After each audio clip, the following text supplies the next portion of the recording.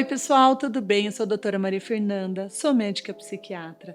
Tô de volta com mais um vídeo para vocês.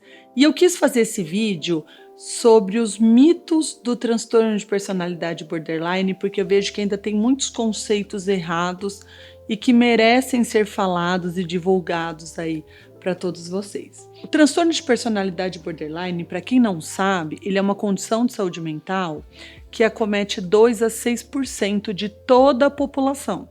Essa estatística significa que pelo menos 1 em cada 50 pessoas vai ser diagnosticado com transtorno de personalidade borderline, ou seja, ele é altamente prevalente. E ele afeta o quê? A forma como os indivíduos se percebem, assim como ele afeta as suas emoções e os seus relacionamentos com as outras pessoas. As pessoas com transtorno de personalidade borderline frequentemente vivenciam emoções intensas e instáveis, que podem se manifestar como raiva, tristeza ou ansiedade muito extremas. Essas flutuações emocionais podem ser avassaladoras e ocorrer com maior frequência do que o normal. Além das emoções intensas, da autoimagem instável e das dificuldades de relacionamento, os indivíduos com transtorno de personalidade borderline geralmente também enfrentam outros desafios, que podem incluir comportamentos impulsivos. Então, a dificuldade em controlar impulso é uma característica muito comum no borderline. Então, isso pode se manifestar através de comportamentos imprudentes, como abuso de substâncias, compulsão alimentar, gastos excessivos, automutilação em que se machuca e envolvimento em atividades sexuais de risco. Essas ações impulsivas frequentemente servem como uma tentativa de regular as emoções internas ou buscar um alívio para aquela dor emocional. Outra característica importante são os comportamentos de autolesão, né? E muitas vezes as pessoas com borderline, elas usam desses comportamentos de automutilação como uma forma de lidar ou de expressar o sofrimento emocional. E da mesma forma, eles podem sofrer com ideações ou tentativas de suicídio. E um terceiro grupo, né, de característica importante aqui é a dificuldade em regular as emoções. Então, a desregulação emocional é uma característica central no borderline. Então, esses indivíduos, eles podem ter dificuldade em gerenciar e estabilizar as emoções. Vai do 8 a 80 muito rápido, leva a mudanças muito rápidas de humor, dificuldades em se acalmar depois de gatilhos emocionais e aquela dificuldade em retornar naquele estado basal que ele se encontrava emocional. Então, gente, eu tenho um vídeo só falando sobre o transtorno de personalidade borderline, onde eu aprofundo mais no diagnóstico, nas características. Então, eu vou deixar o link aqui para quem não viu. Mas hoje o foco aqui, eu quero é desmistificar algumas ideias erradas, né, que se criaram aí em relação ao transtorno. E qual é o primeiro mito? Que os indivíduos com transtorno de personalidade borderline, eles são manipuladores. A verdade é que os indivíduos com transtorno de personalidade borderline, eles não são manipuladores propositalmente. Vou ocasionar, vou fazer isso. Os comportamentos acabam sendo motivados por uma necessidade desesperada de validação, de amor, porque eles têm um medo muito intenso de abandono. Então, é muito importante abordar esses indivíduos com uma empatia, com uma compreensão, ao invés de achar que eles são apenas manipuladores. O segundo mito envolve que o transtorno de personalidade borderline, ele não tem tratamento. Isso está longe de ser verdade, pessoal. Com as intervenções terapêuticas adequadas, os indivíduos com transtorno de personalidade borderline podem experimentar uma melhora significativa no bem-estar geral. E agora, pasmem, tá? Nós temos remissão sintomática em 88% dos pacientes depois de 10 anos de tratamento. Olha que maravilha! A terapia, ela é um tratamento baseado em evidências que demonstrou, sim, resultados positivos em ajudar indivíduos com borderline a gerenciar os sintomas de forma eficaz. É crucial consultar um profissional de saúde para ver qual a melhor abordagem que vai se adaptar às necessidades daquela pessoa. Mas para isso, gente, comece cedo.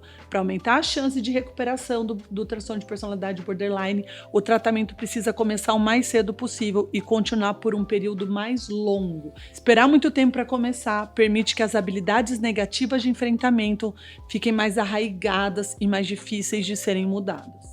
E aí aqui vem o terceiro mito, de que o diagnóstico do transtorno de personalidade borderline, ele só pode ser realizado após os 18 anos. Isso surgiu por conta da nossa personalidade ainda estar sendo formada antes dos 18 anos. Mas, na verdade, o que a gente sabe é que a nossa personalidade ela é moldada e está em desenvolvimento a vida toda. Então é mito que você não pode fazer o diagnóstico na adolescência. Mas vale reforçar aqui que não quer dizer que você vai ter isso para sempre, né? A gente às vezes toma muito cuidado de fazer um diagnóstico na adolescência, porque parece que assim, então a vida inteira ele vai ser o borderline. Não, isso não vai valer para sempre. Como eu mesma falei, ele tem tratamento e remissão em muitos casos. Então, é até por isso que eu quis colocar para reforçar o quarto mito, que o transtorno de personalidade borderline, ele é um estado permanente do ser. Não, gente, ele não é considerado curável no sentido tradicional, mas temos evidências substanciais em estudos de que muitos pacientes podem alcançar remissão significativa dos sintomas e até mesmo recuperação funcional ao longo do tempo. Então, com tratamento adequado, apoio, crescimento pessoal, os indivíduos com transtorno de personalidade borderline podem aprender sim as habilidades necessárias para gerenciar seus sintomas e levar uma vida plena. Vamos para o quinto mito? Pessoas com transtorno de personalidade borderline estão sempre em crise. Embora os indivíduos borderlines possam vivenciar emoções intensas, oscilações de humor, é errado presumir que eles vão estar constantemente em crise. Com tratamento adequado, estratégias de enfrentamento, eles vão ganhar estabilidade e levar uma vida plena. Então, a gente, de novo, tem que oferecer apoio e compreensão, em vez de perpetuar estereótipos e estigmas. E o sexto mito? Antes de falar o sexto mito, se você não conhece o canal, não deixa de se inscrever. Seja muito bem-vindo. Se inscreva porque você vai ser notificado quando a gente lançar novos vídeos. Bom, o sexto mito é, só mulheres têm transtorno de personalidade borderline. Fato é que as mulheres são a maioria, mas qualquer pessoa pode ter, gente. Os homens representam 25% de todas as pessoas com transtorno de personalidade borderline. Só que a gente tem que tomar cuidado porque os homens com sintomas, eles são mais relutantes em procurar tratamento por medo de ser julgados, né, pelas pessoas, pelos profissionais de saúde, por quem com eles convivem. Sétimo mito. O transtorno de personalidade borderline é causado por traumas de infância.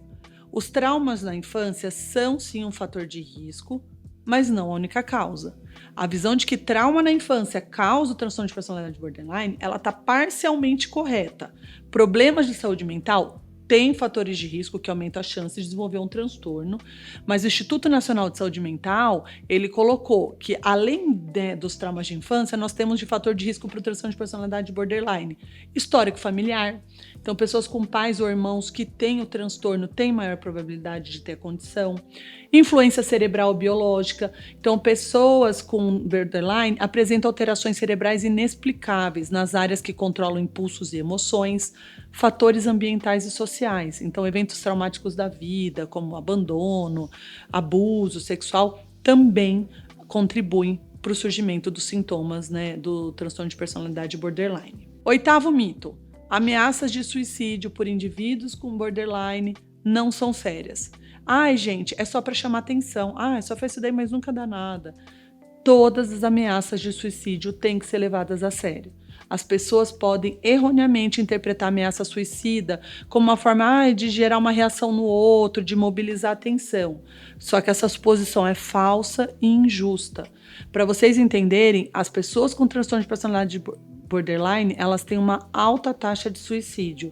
Cerca de 10% de todos os suicídios completos são de pessoas com transtorno de personalidade borderline. Isso é uma taxa muito alta, gente. Então, levar a sério todas as ameaças de suicídio e os riscos de ignorá-las são muito altos. Nono mito. A DBT, que é a terapia dialética, ela é a única terapia possível para o transtorno de personalidade borderline. A terapia comportamental dialética, ela é uma forma de terapia que foi desenvolvida especificamente para tratar sintomas associados ao transtorno de personalidade borderline, como as tendências suicidas crônicas, a inconsistência emocional. Embora a DBT seja uma boa opção, nós temos outras opções. Por exemplo, a terapia cognitivo-comportamental, ela é base para muitos aspectos, né, da DBT. Além disso, o tratamento de saúde mental que vise diretamente as causas, os fatores do risco ali do borderline também pode ajudar a reduzir os sintomas. Então, gente, como sempre, não tem uma abordagem única e a gente sempre tem que olhar para cada um de uma forma individual e os tratamentos têm que ser adaptados às necessidades únicas de cada indivíduo.